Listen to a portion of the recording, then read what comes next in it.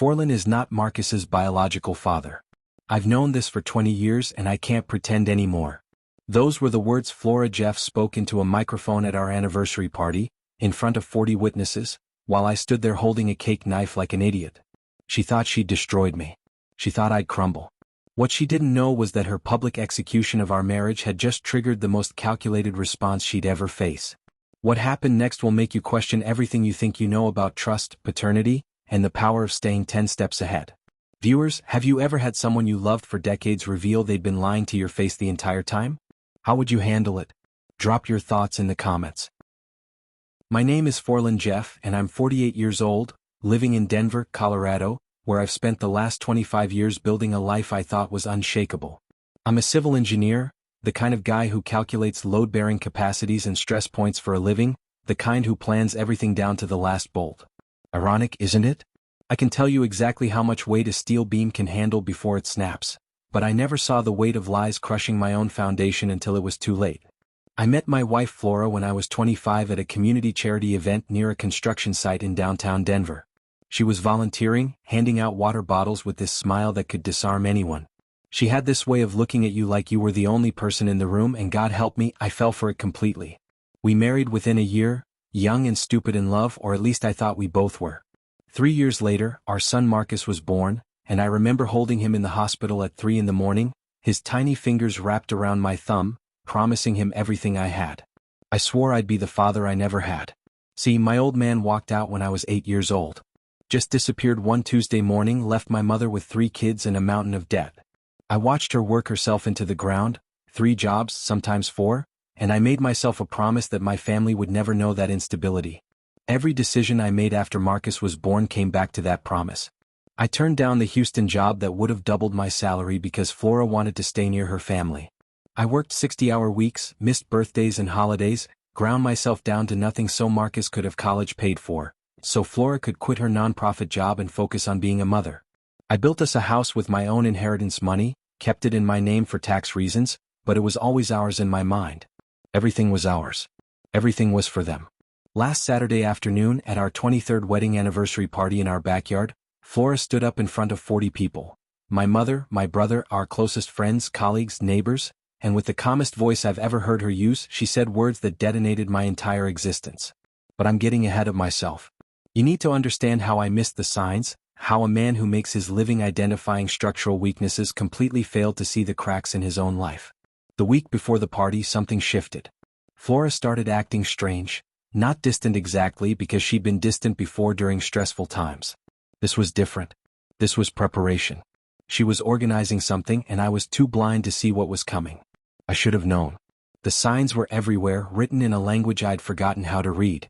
The Monday before the party, I came home from a site inspection around 6 in the evening and found Flora in Marcus's old bedroom, sitting on the floor surrounded by photo albums. The room still smelled faintly of his cologne from his last visit at Christmas, and the late afternoon light was streaming through the window, catching dust particles in the air like tiny suspended worlds. She was crying silently, which wasn't unusual. Flora had always been sentimental about Marcus growing up, but something about the way she was studying those photos felt different. Calculated, almost. When I asked what she was doing, she looked up at me with red-rimmed eyes and said just one word: remembering. At the time, I thought she was being emotional about Marcus starting his new job in Boston, about empty nest syndrome hitting her again. I sat down next to her, put my arm around her shoulders, and we looked through the albums together. There was Marcus at 6 months old, his first birthday, his first day of school. "He had your eyes," Flora whispered, touching a photo of 3-year-old Marcus. I remember thinking that was odd because Marcus has brown eyes and mine are blue, but I assumed she meant the shape or the expression. What I didn't know, what I couldn't have known, was that Flora had been carrying this secret for 20 years like a stone in her chest. 6 months before our wedding, she'd had a brief thing with a colleague named David from her nonprofit job. It was supposed to be nothing, a moment of panic about commitment, about whether she was making the right choice marrying a workaholic engineer who talked about load calculations at dinner. When she found out she was pregnant 2 months after our wedding, she convinced herself the timeline made me the father. She wanted it to be me. God, she wanted it so badly that she made herself believe it.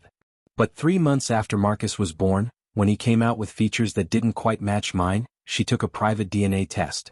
And she knew. For 20 years she'd known, and she'd looked me in the eye every single day. Wednesday of that week, I came home early from a project meeting that got canceled, planning to surprise Flora with takeout from her favorite Thai place. I heard her voice before I saw her. She was in the backyard, pacing by the fence, phone pressed to her ear. I stood at the kitchen window, not intentionally eavesdropping, just frozen by the tone of her voice. She was crying, saying words I couldn't quite make out, but then clearly, "I can't keep doing this, it's destroying me." My heart seized. I thought maybe her sister was having problems again, or her mother's health had taken a turn. I walked outside, and the moment Flora saw me, she hung up immediately. "Everything okay?" I asked. She wiped her eyes and nodded. "Just Sarah having marriage trouble again." Her sister Sarah had been divorced for 3 years. I believed her anyway because that's what trust does.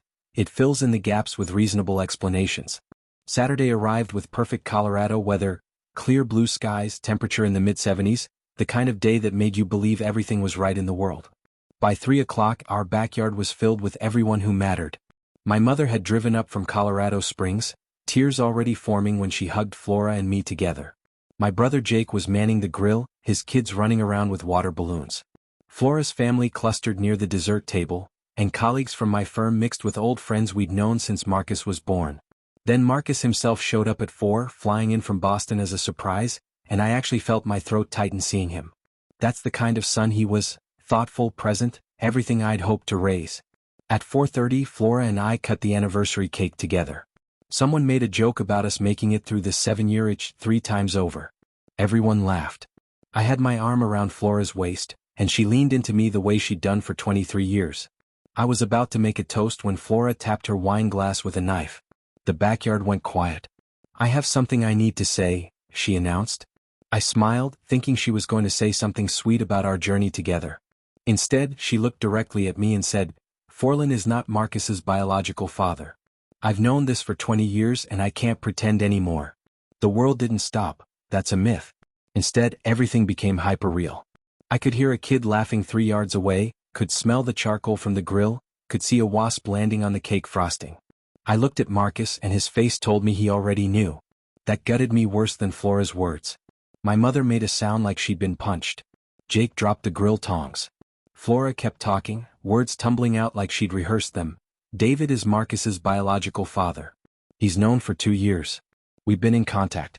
I'm so sorry, but I couldn't keep lying." I didn't scream. Didn't throw anything. Didn't demand explanations. I just walked into my house, through the living room where our wedding photos hung on the walls, into my office and locked the door.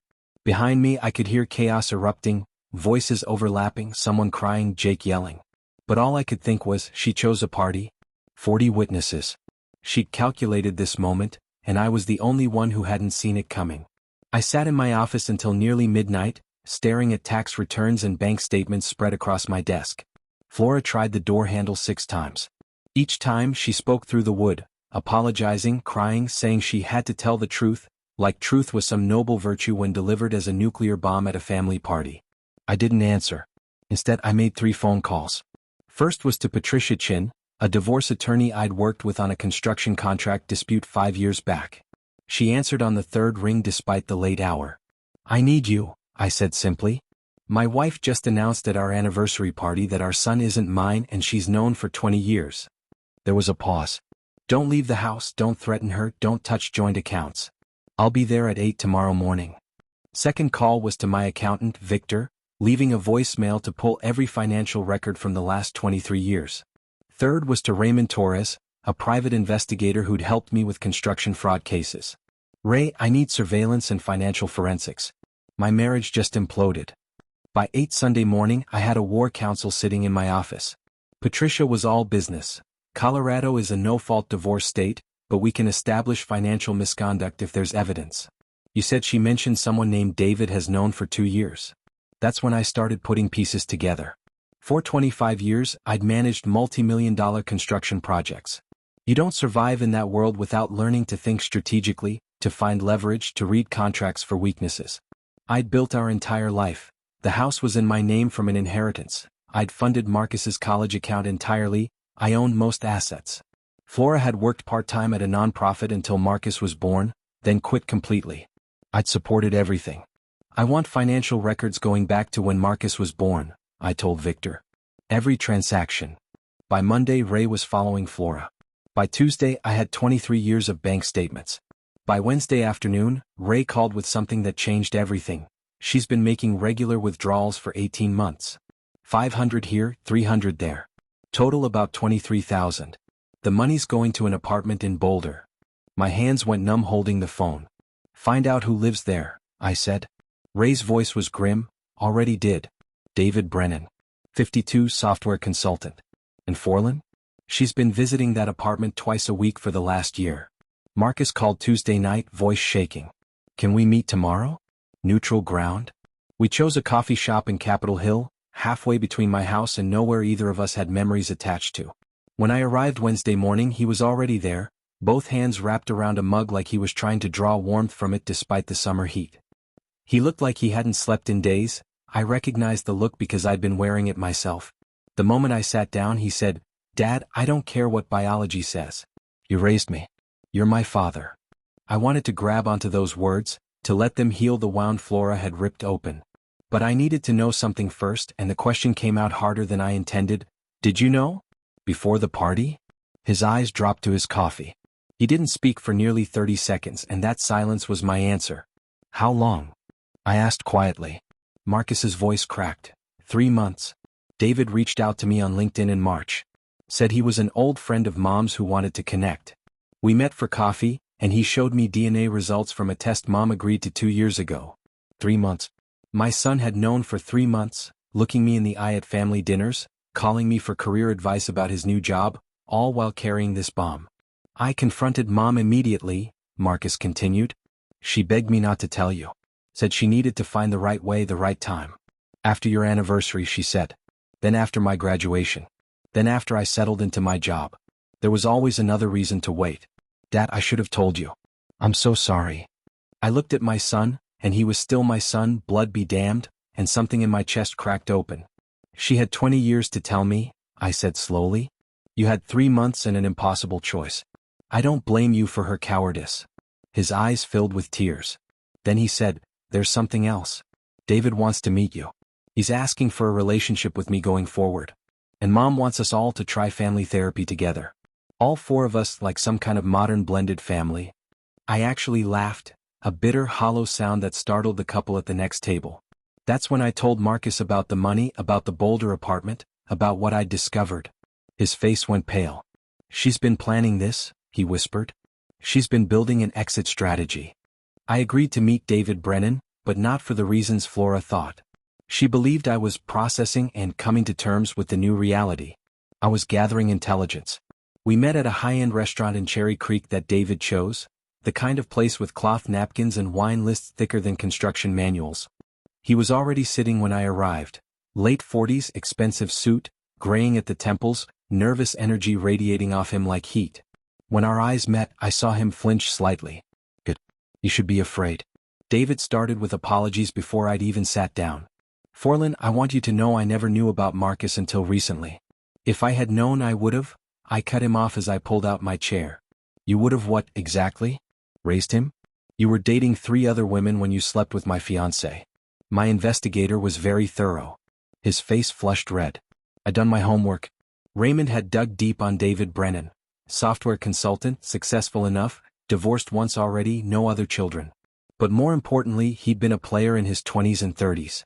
The man sitting across from me hadn't reached out because of sudden paternal instinct. My investigator found something interesting, I continued, keeping my voice conversational. You didn't contact Flora out of the blue. Your girlfriend pushed you to resolve your past, after your wife died 2 years ago. This isn't about Marcus. This is about you clearing your conscience so you can move forward guilt-free. David's jaw tightened. That's not fair. I've been sending Flora money to help her prepare for disclosure. I've been trying to do the right thing. The Boulder apartment, I said flatly. $23,000 over 18 months. You've been financing my wife's exit strategy while I worked 60-hour weeks thinking I was building our future. David had the audacity to look offended. Flora said you'd be reasonable about this. Marcus deserves to know his biological father. I leaned forward, voice dropping. Marcus had a father who showed up to every soccer game, every school play, every hospital visit at 3 in the morning. Where were you? David's mouth opened and closed. Then, Flora said you were controlling with money. She was afraid to leave. I smiled, the kind that doesn't reach the eyes. Did she also tell you about the financial fraud? The joint accounts she's been draining? My lawyer has questions. Thursday evening, I arrived home to find Flora's car in the driveway along with 3 others I didn't recognize. The moment I opened the door, I knew I'd walked into an ambush. Flora sat in our living room with her sister Amanda, her mother Ellen, and a woman in professional attire holding a leather portfolio. "Forlin," Flora said, voice trembling but eyes calculating, "this is Dr. Rebecca Reeves. We're worried about you." An intervention. My wife had organized an intervention like I was the problem in this equation. Dr. Reeves gestured to an empty chair they'd positioned facing everyone else. "Forlin, I've been working with Flora for several months as she's processed her need to tell the truth about Marcus's paternity. This is obviously a difficult transition for everyone, but we're concerned about your reaction. Anger is understandable, but the decisions you're making could hurt everyone, including Marcus." I almost laughed. Flora had been planning this performance for months. "What decisions specifically concern you?" I asked calmly. Amanda jumped in, "You're freezing Flora out financially.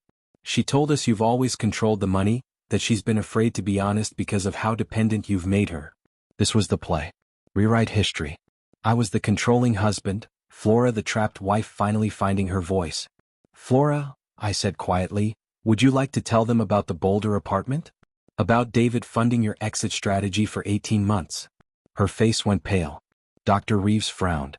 Flora mentioned she'd been saving money in case. I pulled out my phone and played an audio recording. Colorado is a one-party consent state, and David had been careless during our lunch. Flora's voice filled the room. "If we do it publicly at the party, he can't react violently. Your mother will be there, his brother, he'll have to stay calm." David's voice responded, "And then we can paint him as unstable if he retaliates. You move into the Boulder place, I support you financially, we wait out the divorce." The silence was deafening. Ellen stared at her daughter like she was seeing a stranger. Amanda's mouth hung open. Dr. Reeves closed her portfolio. "I believe this session is over. Flora, we'll need to discuss what therapeutic relationship we can maintain going forward." They filed out one by one. Flora and I were alone. "You think you've won?" she hissed, mask completely dropped. "Marcus will choose me. He always does." Marcus called at 11 p.m. Friday night. I was in my office, staring at divorce papers Patricia had drafted, when his name lit up my phone screen. "I heard about the intervention," he said without preamble. "Mom called me crying, said you played a recording that was taken out of context, that you're trying to destroy her." I started to defend myself, but Marcus held up his hand. I could see him on video chat from his apartment in Boston, looking exhausted. "Dad, stop. She sent me the full recording thinking it would prove you're the bad guy. It did the opposite." He rubbed his face with both hands. "I'm 20 years old. For 20 years she let you believe a lie. Not because she was scared or trapped, because it was convenient. She didn't tell the truth because of conscience. She told it because David pushed her to, and she wanted his financial support for the divorce. I'm not stupid. I see it now." His voice cracked slightly. "She manipulated everyone. The party announcement, the intervention, all of it was calculated." Then Marcus said something that broke me and healed me simultaneously. "Biology gave me brown eyes and height. That's it. You taught me how to be a man. You sat through terrible violin concerts for 3 years. You helped me with college essays at 2 in the morning. You called every Sunday just to check in when I was at school. David's DNA is in my cells, but you're in everything that matters. My values, my work ethic, my idea of integrity." I couldn't speak for a moment. "I'm coming to Denver next week," Marcus continued. "I need to tell Mom face to face that if this goes to court, I'm testifying for you.